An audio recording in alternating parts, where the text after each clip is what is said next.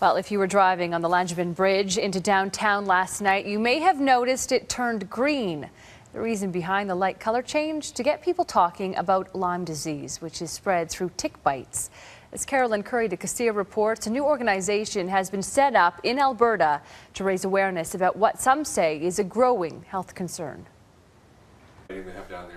In 2007, Susan McInnes was training for her first Mother's Day 10K run, but all her plans crashed when she developed chronic fatigue, aching joints, ultimately unable to walk. My body was falling apart, and just quickly I was just struck down. Something just like a switch was flicked, and I just went down, down, down. After years of seeing various specialists and her condition worsening, Susan got blood tests done in California that showed she had Lyme disease. But I couldn't find a doctor here that had enough information about it to diagnose me and to treat me.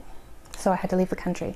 The Public Health Agency of Canada says recent studies suggest that the incidence of Lyme disease in Canada is increasing. Now a new organization has been set up in Alberta to help those who may be suffering from the disease. So I feel the organization is really needed in Alberta. There's nowhere for patients to go. Patients can come to bring the patients together, stand united, and let people know that Lyme disease is here. This is a very common story that nobody listens to you, and so I wanted to be there for other people.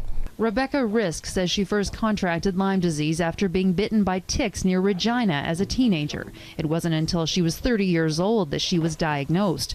Now the Calgary Doctor of Chinese Medicine treats others who may have Lyme disease. Makes you feel like you're crazy, and then when I finally got the diagnosis, it was a relief because I knew what it was finally, because I knew there was something wrong and no one believed it. And so, I mean, that's one of the reasons why this has become such a passion for me, and I do so much for my clients because I understand how they feel. I know that they feel very lost and confused. Susan has been on antibiotics for 3 years to control her symptoms, which she says have improved dramatically. But treatments for chronic Lyme disease remain controversial. Her new group will push for more scientific studies in the hopes that people can be more quickly diagnosed and treated. Carolyn Curry de Castillo, Global News.